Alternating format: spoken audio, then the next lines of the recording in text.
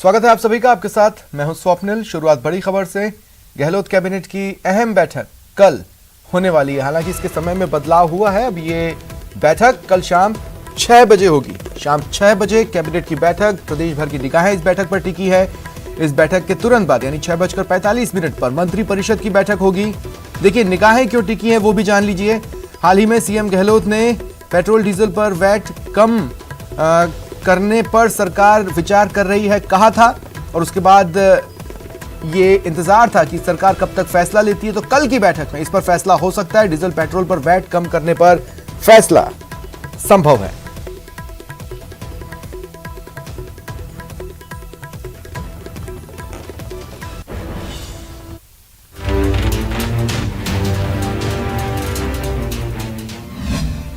मरुधरा में कम होगी petrol diesel की आंच।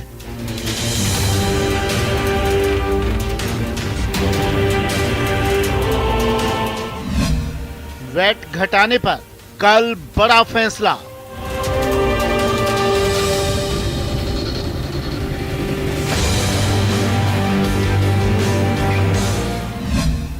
कैबिनेट बैठक में लगेगी फाइनल मुहर।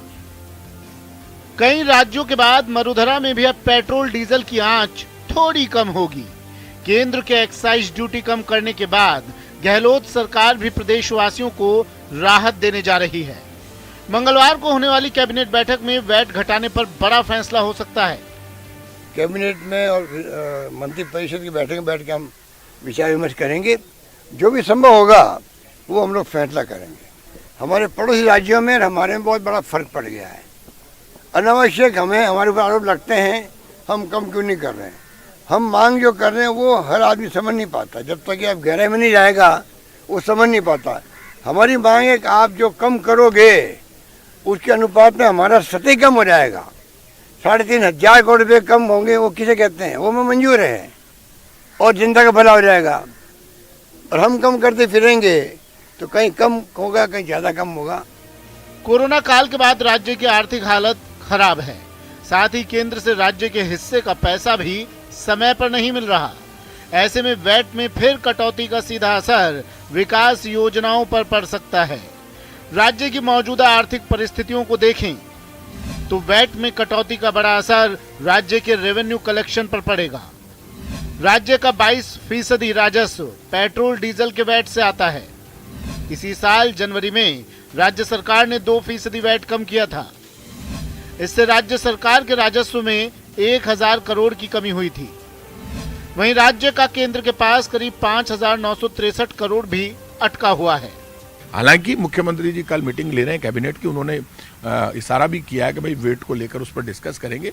तो मुख्यमंत्री खुद एक्सपीरियंस्ड है, तो गहलोत साहब निश्चित रूप से खुद बयान दे चुके हैं। तो वेट पर विसंगति दूर करना वो चाहते हैं, क्योंकि लेकिन ये सब काम केंद्र सरकार को एक नीति बना देनी चाहिए। पूरी एक्साइज ड्यूटी खत्म करें और पूरे देश में पेट्रोल डीजल की एक रेट निर्धारित कर देंगे। पेट्रोल डीजल की रेट तो अपने हाथ में ले ली और फिर वो राज्यों पे दबाव बनाते हैं बाद में। तो आप तो वसूली कर रहे हो ज्यादा टैक्स, और राज्यों के पास जो संसाधन है यहाँ पे तो इलाज भी फ्री है, जांच भी फ्री है, बुजुर्ग विकलांग विधवा पेंशन भी है। वैट कम करने को लेकर विपक्ष सरकार पर लगातार हमलावर है। वहीं जनता भी पेट्रोल डीजल पर राहत का बेसब्री से इंतजार कर रही है। अब देखना होगा कि सरकार कैबिनेट बैठक के मंथन के बाद कितनी राहत का ऐलान करती है। न्यूज़ 18 के लिए जयपुर से दिनेश शर्मा की रिपोर्ट। प्रदेश सरकार को 3 साल होने वाले हैं। भारतीय जनता पार्टी ने कांग्रेस पर निशाने साधने शुरू कर दिए हैं। सर्किट हाउस में आज पूर्व प्रदेश अध्यक्ष अरुण चतुर्वेदी और उपनेता प्रतिपक्ष राजेंद्र राठौड़ ने जमकर हल्ला बोला। राजेंद्र राठौड़ के निशाने पर ऊर्जा मंत्री डॉक्टर बीडी कल्ला और उच्च शिक्षा मंत्री भंवर सिंह भाटी रहे। राठौड़ ने कहा कि थर्मल पावर की सस्ती बिजली छोड़कर निजी कंपनियों से महंगी बिजली की खरीद से संशय पैदा होता है कि इस खरीद से कौन चांदी कूट रहा है। वहीं अरुण चतुर्वेदी ने प्रशासन शहरों के संग अभियान को लेकर सरकार पर वार किए। भारतीय जनता पार्टी की सरकार बनेगी और कांग्रेस के जितने पिछली बार तो एक मिनी बस जितनी संख्या में एमपी जीते, एमएलए जीते थे। और दिसंबर के महीने में सारे राजस्थान के भारतीय जनता पार्टी के कार्यकर्ता और आम जन को लेकर के हम लाखों की संख्या में जयपुर में उठेंगे और इसे निकम्मी सरकार को झकझोरने का काम करेंगे। एआईएमआईएम चीफ असदुद्दीन ओवैसी के एक ऐलान ने मरुधरा में सियासी गर्मी बढ़ा दी है। ये रिपोर्ट देखिए। मरुधरा की सियासत में ओवैसी ने मचाई हलचल। 2023 विधानसभा चुनाव में ताल ठोकेगी एआईएमआईएम। बिहार यूपी के बाद राजस्थान में बड़ा दांव। ऑल इंडिया मजलिसे इत्तेहादे उल मुस्लिमीन यूपी के बाद राजस्थान में 2023 का विधानसभा चुनाव लड़ेगी। लंबे अरसे से लगाए जा रहे कयासों पर से आज खुद पार्टी अध्यक्ष ने पर्दा उठा दिया। एआईएमआईएम 1.5 महीने के अंदर प्रदेश की सियासत की नब्ज टटोलकर अपना संगठन खड़ा करेगी। आज से एक 1.5-2 महीने के अंदर ऑफिशियली तौर पर एमआईएम पार्टी की यहाँ पर राजस्थान स्टेट में शुरुआत की जाएगी। हम एक ऑफिशियल बॉडी को डिक्लेयर करेंगे और उसके बाद पूरी तैयारी इसके साथ हम लोग काम करते जाएंगे।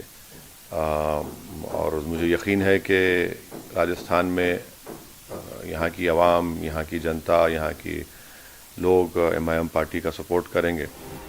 सूत्रों की माने तो राजधानी जयपुर पहुंचे ओवैसी ने गुपचुप तरीके से कई जानी मानी सियासी हस्तियों से मुलाकात की और पार्टी के भविष्य के बारे में लंबी चर्चा भी की।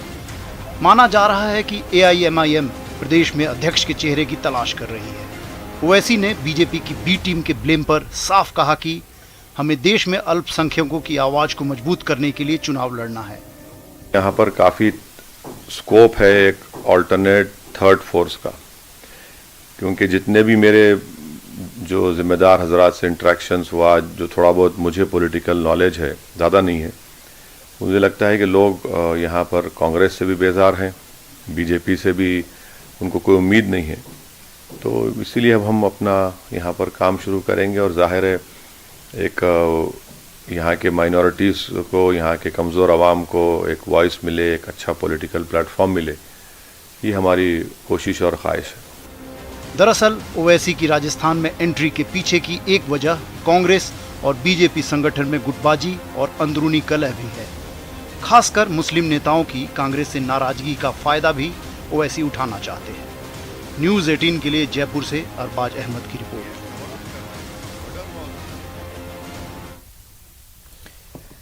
राज्य स्तरीय शिक्षक सम्मान समारोह से पहले जयपुर के बिड़ला ऑडिटोरियम में सांस्कृतिक कार्यक्रम का आयोजन हुआ। शिक्षक शिक्षिकाओं ने शानदार प्रस्तुतियां देकर समा बांध दिया। वहीं नाटक के जरिए प्रशासन गांव के संग अभियान और सरकारी योजनाओं की जानकारी भी दी। शिक्षा मंत्री गोविंद सिंह डोटासरा और उच्च शिक्षा मंत्री भंवर सिंह भाटी मौजूद रहे। कल राज्य स्तरीय शिक्षक सम्मान समारोह में सीएम अशोक गहलोत मुख्य अतिथि हैं।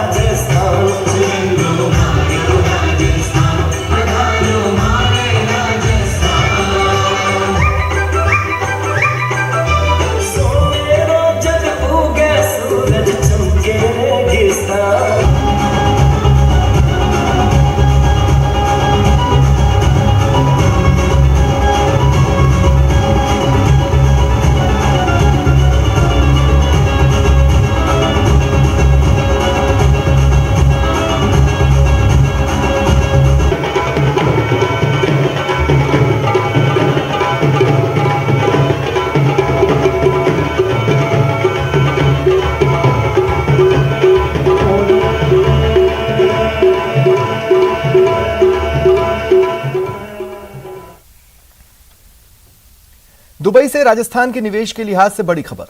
यूडीएच मंत्री शांति धारीवाल, उद्योग मंत्री परसादी लाल मीणा, उद्योग राज्य मंत्री अर्जुन सिंह बामणिया की अगुवाई वाले प्रतिनिधिमंडल ने निवेशकों से चर्चा की है।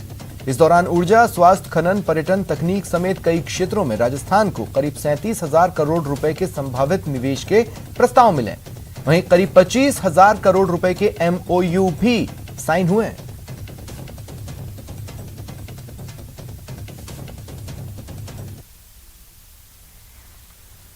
खबर 12 से है। समरानिया में बिरसा मुंडा की जयंती पर जनजाति गौरव दिवस का आयोजन हुआ। बीजेपी सांसद दुष्यंत सिंह ने बतौर मुख्य अतिथि दीप प्रज्वलित कर कार्यक्रम की शुरुआत की। आदिवासी गांव से आए ग्रामीणों ने तीर कमान और पारंपरिक अस्त्रों के साथ कौशल का प्रदर्शन किया। सांसद दुष्यंत सिंह ने गहलोत सरकार पर जमकर निशाना साधा। दिन में राजस्थान के मुख्यमंत्री हमारे लोकसभा क्षेत्र में आने वाले हैं। डीपी नहीं मिल रही, बिजली के रेट बढ़ गए हैं और लोगों को जो डीपी मिलनी थी वो भी डीपी नहीं मिल रही। डीएपी का बिल्कुल यहाँ ब्लैक मार्केटिंग हो रही है। जो विकास के काम थे वो सब कुछ रोक दिए गए हैं। प्रदेश में कोरोना के पलटवार पर वार करने के लिए बूस्टर डोज लगाया जा सकता है। अलग अलग 4 श्रेणियों के लोगों में एंटीबॉडी जांचने के लिए सीरो सर्विलांस किया जा रहा है।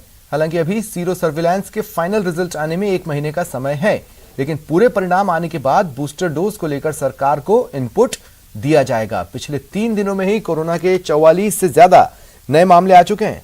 खास बात यह है कि इनमें से कुछ ऐसे मरीज हैं जिनको वैक्सीन की दोनों डोज लग चुकी है। कि वैक्सीनेशन का रिस्पांस, जिसको कि हम एंटीबॉडी रिस्पांस बोलते हैं, वो पूर्ण रूप से बॉडी के इम्यून सिस्टम पे डिपेंड करता है। कुछ लोग ऐसे हैं जिनको इवन फर्स्ट डोज के बाद अच्छी एंटीबॉडीज़ डेवलप हो गई, कईयों की सेकंड डोज के बाद हुई और कईयों की सेकंड डोज के बाद भी बहुत धीमी गति से डेवलप हुई है। सो एंटीबॉडी टाइटर पेशेंट के इम्यून सिस्टम पे डिपेंड करता है। वो पर्सन टू पर्सन वेरी करता है।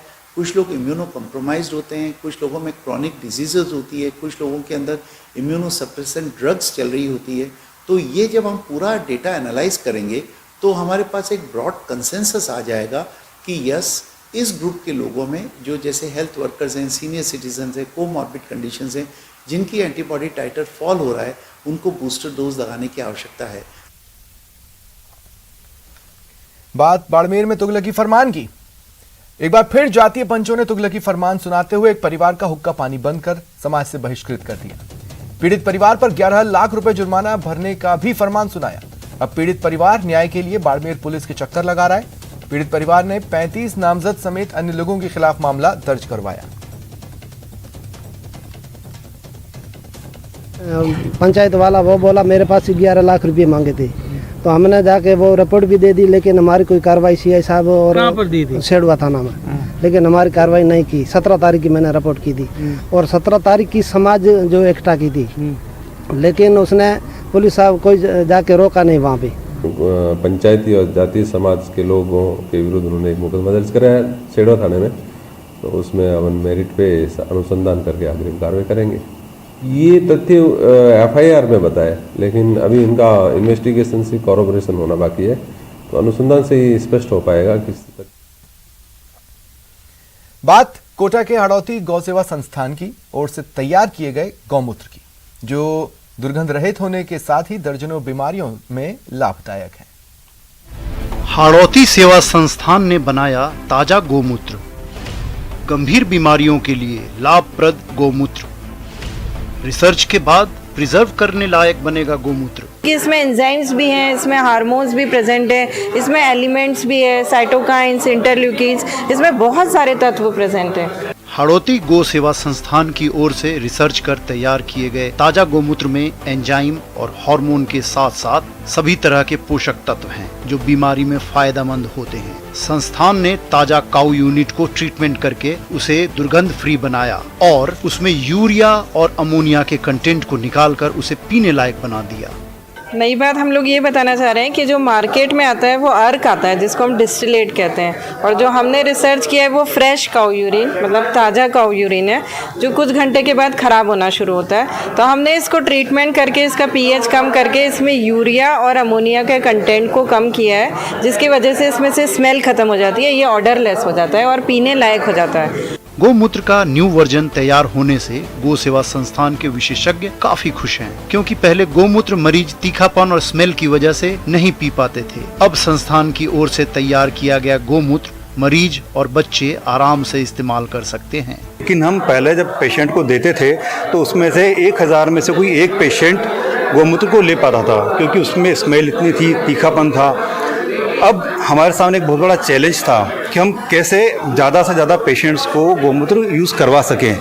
इसके लिए जो ये रिसर्च हुई है ये बहुत ही कारगर सिद्ध हुई है। अब हम कम से कम 1000 पेशेंट्स के प्रिस्क्राइब करते हैं तो उनमें से मोर देन 70% लोग इसको ले पाते हैं, इवन बच्चे भी इसको ले पाते हैं। फिलहाल हाड़ौती गौ सेवा संस्थान ने अपने गोमूत्र के न्यू वर्जन का पेटेंट करवा लिया है और अन्य गौशाला को इसी विधि से गोमूत्र बनाने की सलाह दे रही है ताकि ज्यादा से ज्यादा मरीजों को लाभ मिल सके। योगेश, न्यूज़ 18 राजस्थान, कोटा। खबर देसी शराब ब्रांडेड शराब में रिफिलिंग कर बेचने की। सिरोही जिले में अवैध शराब का कारोबार लगातार बढ़ रहा है। सिरोही गुजरात सीमा से सटे हुए प्रदेश के सभी इलाकों पर तस्करी खुलेआम चल रही है। पुलिस प्रशासन को कई लोगों ने शिकायत की, लेकिन समाधान आज तक नहीं हुआ। इन्हीं शिकायतों के बाद आज मुखबिर की सूचना पर रेवदर के भटाना पुलिस चौकी के पास महज कुछ ही दूरी पर एक प्लॉट में अवैध शराब की बॉटलिंग और पैकिंग का कारोबार लंबे समय से धड़ल्ले से चल रहा था। पुलिस चौकी के पुलिसकर्मी को भनक तक नहीं लगी। ऐसा हो नहीं सकता कि पुलिस को इसकी सूचना ना हो। सबसे बड़ा सवाल है पुलिस की कार्यशैली पर। हमारे आबकारी कमिश्नर महोदय, एडिशनल कमिश्नर महोदय एवं जिला आबकारी अधिकारी महोदय के निर्देशानुसार हम काफ़ी दिन से बॉर्डर इलाकों में बारीकी से नज़र रख रहे थे, जिसमें हमें पुलिस चौकी भटाना से कुछ ही दूरी पर गोरेली गांव में बड़ी मात्रा में ये मिलावटी शराब को पैकिंग करने का एक जखीरा बरामद हुआ है, जिसमें सस्ती ब्रांड जैसे RML को महंगी ब्रांडों में अंग्रेजी मदिरा में ब्लेंडर है, मैकडोल है, रॉयल स्टेज है, ऑफिसर चॉइस है, इसमें फिलिंग करके उसकी पूरी लब लगाने कैप लगाते थे। ऊपर काफ़ी मात्रा में ढक्कन भी मिले हैं, देसी शराब के भी ढक्कन मिले हैं और अलग अलग ब्रांडों के ढक्कन मिले हैं और उसको पैकिंग करने की एक मशीन भी मिली है, लेबल भी मिले हैं काफ़ी मात्रा में। मुलजिम को मौके से गिरफ्तार कर लिया गया है। मणिपुर में उग्रवादी हमले में शहीद दौसा के लाल का पैतृक गांव दिलावरपुरा में आज सैन्य सम्मान के साथ अंतिम संस्कार किया गया। शहीद राजेंद्र मीणा 46 असम राइफल्स मणिपुर में तैनात थे। किसान परिवार से ताल्लुक रखते थे। 2013 में असम राइफल्स में भर्ती हुए थे।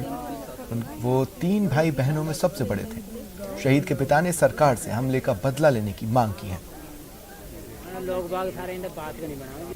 मैं क्या बोलूं, क्योंकि परिवार और उनकी पत्नी, परिजन और उनकी पत्नी, नन्हे 2 बच्चे, जब मैं कल्पना करती हूं तो मुझे खुद को ये लगता है कि इस क्षतिपूर्ति को करना तो बहुत मुश्किल है, लेकिन उसके शहीद होने की इस व्यवस्था को अमर करने के लिए और बाकी जो हमारे सरकारी तंत्र है या हमारी सेना है उसका हौसला और भी बुलंद हो। तरह से कायराना तरीके से उन पर हमला करके और उनको शहादत हुई है, मैं समझता हूँ ये बहुत ही निंदनीय है और हम भारत सरकार से मांग करते हैं खासतौर से कि इस परिवार की पूरी सांत्वना के साथ में पूरा जितना सहयोग हो सकता है मैक्सिमम शहीद को जितनी जो सुविधाएं मिल सकती हैं सब दी जाएं। राजेंद्र जी की जो शहादत है उसको पूरा देश और पूरा क्षेत्र जिस प्रकार से हमने देखा है, जयपुर से लेकर के यहाँ तक साथ साथ आए इनके शव यात्रा में बहुत जबरदस्त लोग बागों ने अश्रु श्रद्धांजलि दी है। इनकी जो शहादत है वो हमेशा याद रखी जाएगी और ऐसा जो सदमे देश में धारण करके और जो हमला किया है उनको मुंह तोड़ जवाब देने के लिए लगातार सरकार संकल्पित है। देश की सेवा करते करते दौसा का लाल राजेंद्र प्रसाद मीणा शहीद हो गए और आज उनकी पार्थिव देह दौसा के गांव में पहुंची उनके और यहां पर उनको पंच तत्व में विलीन किया गया। इस दौरान हजारों की संख्या में जनसैलाब यहां पर मौजूद रहा और नम आंखों से उन्हें विदाई दी गई। राजस्थान सरकार के 2 मंत्रियों के साथ 2 विधायक मौजूद रहे, साथ ही बीजेपी सांसद जसकौर मीणा सहित प्रशासन के अधिकारी भी मौजूद रहे। सभी ने यह आश्वस्त किया है कि जो शहीद परिवार है उसकी हर संभव मदद की जाएगी और किसी भी प्रकार की परेशानी आने पर उनके साथ खड़ा रहा जाएगा। इधर शहीद परिवार के पिता और उसकी पत्नी ने कहा है कि जो हमला हुआ है उसका मोदी सरकार बदला ले। आशीष शर्मा, न्यूज़ 18, दौसा। दिल्ली से अयोध्या, सीतामढ़ी, जनकपुर होकर वाराणसी जाने वाली रामायण एक्सप्रेस में वेटर्स की ड्रेस विवादों में आ गई है। संतों का आरोप है कि रामायण एक्सप्रेस में भगवा वस्त्र का अपमान किया जा रहा है। रामायण एक्सप्रेस में वेटर्स भगवा वस्त्र पहनकर रेल यात्रियों को भोजन परोस रहे हैं। इस पर संत समाज के राष्ट्रीय प्रवक्ता स्वामी सौरभ राघवेंद्र आचार्य महाराज ने कहा कि भगवे वस्त्र, गले में रुद्राक्ष माला पहनाकर पैसेंजर्स की सेवा की जा रही है। इससे भगवे वस्त्र का अपमान हो रहा है और इससे समाज में आक्रोश है। राघवेंद्र महाराज ने माननीय प्रधानमंत्री नरेंद्र मोदी जी से अनुरोध किया कि इस घटना पर तुरंत प्रभाव से अंकुश लगाएं और मामले को तुरंत प्रभाव से संज्ञान में लें। महाराज ने प्रशासन को यह भी चेतावनी दी कि अगर इस अपमान पर रोक नहीं लगाई गई तो संत समाज सड़कों पर उतरेगा या रामायण ट्रेन के सामने लेटकर विरोध प्रदर्शन करेगा। रामायण नाम की एक ट्रेन पूरे हिंदुस्तान में चलाई जा रही है, जिसमें जो रेल मंत्री है उनका एक तर्क है कि इससे देश में सद्भावना होगी, एक हम धर्म का प्रचार प्रसार करेंगे। लेकिन हम इससे संत समाज में आक्रोश है कि धर्म का प्रचार नहीं हो रहा, धर्म का दुष्प्रचार हो रहा है। आप एक संतों की जो वेशभूषा है, सनातन परंपरा की जो वेशभूषा है, आप उसका अपमान कर रहे हैं। एक गले में रुद्राक्ष की माला, भगवा वस्त्र, उस भगवा वस्त्र का। खबर अलवर से है, जहां रामगढ़ क्षेत्र के खुटेटा खुर्द गांव का एक दूल्हा अपनी दुल्हन को हेलीकॉप्टर में साथ लाया। हेलीकॉप्टर से आए दूल्हा दुल्हन को देखने के लिए लोगों का हुजूम उमड़ पड़ा। शादी मेरे भैया बड़े भाई राजकुमार जागा, छोटे भाई मनोज जागा, पिताजी लाला राम जागा ने मेरी शादी को ऐतिहासिक बनाने के लिए, समाज में एक शादी को ऐतिहासिक बनाने के लिए मेरे दोनों भाई और पापा ने ये शादी का विचार रखा था कि हम दुल्हन को हेलीकॉप्टर से घर लेके आएंगे। हमारे पिताजी से हमने जब विचार किए तो उन्होंने कहा क्यों नहीं आ सकते, हम भी ला सकते हेलीकॉप्टर, इतनी कोई वो थोड़ी जगह। तो उनके विचार विमर्श करके कुछ दूल्हा दुल्हन का मन था तो हमने विचार करके और हेलीकॉप्टर किराए पे किया। और आज 15 नवंबर को हम करीब 11 बजे लक्ष्मणगढ़ से दुल्हन को लेके और हेलीकॉप्टर से ही खूंटेट आए हैं। फिलहाल इतना ही, नमस्कार।